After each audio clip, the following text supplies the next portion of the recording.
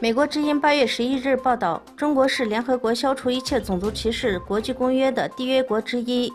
联合国消除种族歧视委员会由18名专家组成，对执行公约情况进行审议。对中国的审议活动于8月10日至13日在日内瓦举行。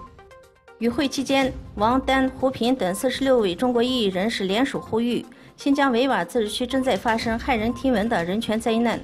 中共政府在新疆维吾尔自治区修建了大量的政治再教育中心，不经任何司法程序随意抓人，剥夺了人身自由。维吾尔民族正面临着一场生存危机。面对如此严重的人权灾难，一场珍惜人权朴实价值的人们不能沉默。强烈抗议中共政府一手制造的野蛮暴行，要求中共政府立即停止对维吾尔人及其他少数民族穆斯林的政治破坏，关闭政治再教育中心，释放伊利哈木·托呼提和海莱提·尼亚兹等一切良心犯。美国政府对中共政府已施加压力，联合国也已出面进行全面调查，并对中共政府的恶劣行为进行了很严肃的谴责。路透社8月11日报道，巴基斯坦一辆载有中国工人的巴士发生自杀式炸弹袭击，造成5人受伤，其中3人系中国公民。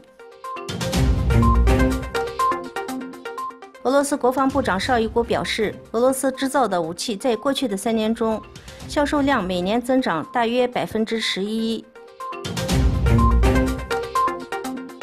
卫星通讯社阿克陶8月11日报道，哈萨克斯坦外交部长阿卜杜拉赫曼诺夫表示，哈萨克斯坦不会在里海部署美军基地。俄罗斯一些媒体和专家不太了解美国通过哈萨克斯坦境内运输非军用物资的实际情况。美国有线电视新闻网8月10日报道，该台记者10日从日本冲绳登上美国海军反潜巡逻机前往南海上空巡航时，收到中国解放军6次警告，明确表示该处为中国领土，要求飞机尽快离开。